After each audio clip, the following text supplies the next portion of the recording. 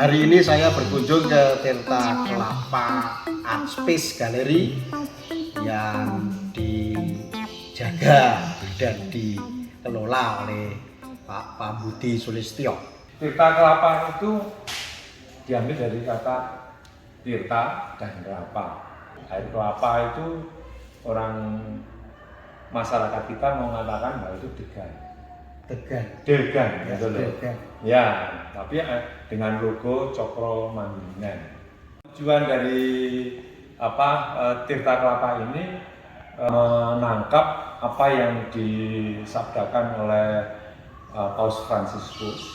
Itu ensiklik pertama, Laudato Si, menjaga keutuhan ciptaan rumah kita, menjaga dan merawat bumi kita. Kemudian setelah itu masuk masa pandemi, keluarlah ensiklik yang kedua, Restituti.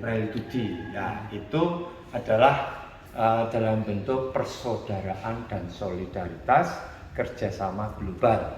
Kami juga berusaha berjuang untuk menyampaikan itu dalam bentuk karya-karya yang sifatnya membumi, maka kita beri nama Expositi. Expo adalah pameran, Siti adalah ibu, nama wanita, dan itu juga berarti tanah maupun bumi. Itu loh. Di buku tamu itu banyak sekali siswa-siswi sekolah yang hadir untuk menonton pameran ini. Apa harapannya terhadap mereka? Harapan kami bahwa ajaran-ajaran itu bisa menjadi suatu gerakan kedamaian, gerakan yang sifatnya kreatif.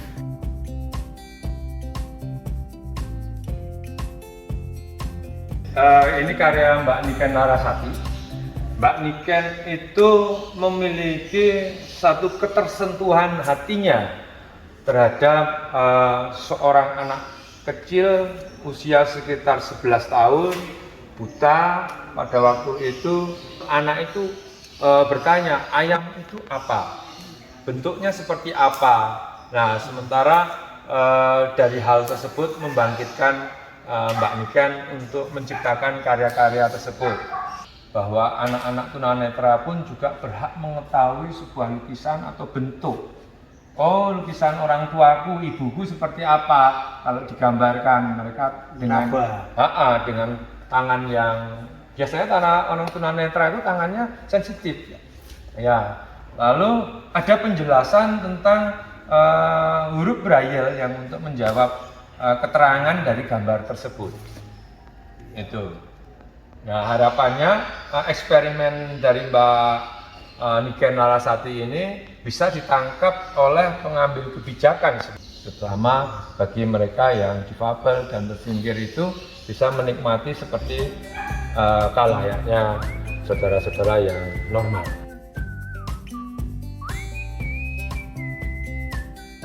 Ini diberi judul Mulanya Kita. Ini adalah karya Mas Pariat Mojo. Beliau adalah seorang tunanetra yang mengalami kebutaan sejak tahun 2009.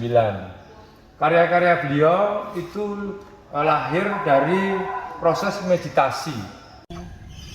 Semua gangguan pikiran, angan-angan dan saya endapkan.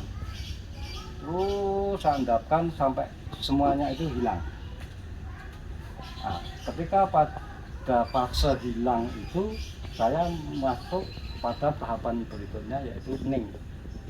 Hening itu hening. Dalam keheningan menuju bening ini, cerah ini, saya terus ikuti, akhirnya sampai kepada dunung. Saya seperti didunungkan. Jadi saya harus menggambarkan ini dengan narasi atau cerita seperti ini. Nah, pada saat didunungkan itu, saya rasakan ada energi di dalam diri saya, untuk menuntun tangan saya bergerak. Nah, pada saat kegelisahan itu berhenti, berarti lukisan saya selesai. Ketika lukisan selesai, berarti saya sudah masuk kepada fase menang. Saya telah memenangkan. Harama Salim ini seorang difabel atau disabilitas, dia tidak memiliki tangan. Dia melukis dengan kakinya. Jadi kuas ditancapkan dijepit di jari jempol dan jari telunjuknya itu untuk melukis. Mati ini mati. Mati ya. Mati. Pohonnya sudah ya udah. Sudah mati. Malu ini. Iya.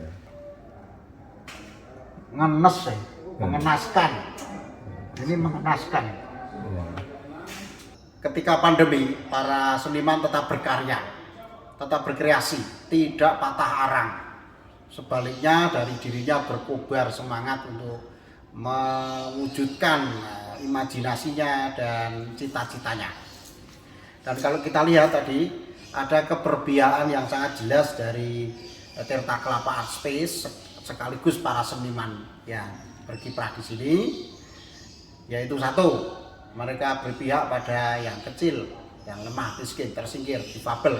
Ada pelukis yang difabel, ada juga pelukis yang tidak difabel tetapi memperuntukkan lukisannya bagi kaum difabel.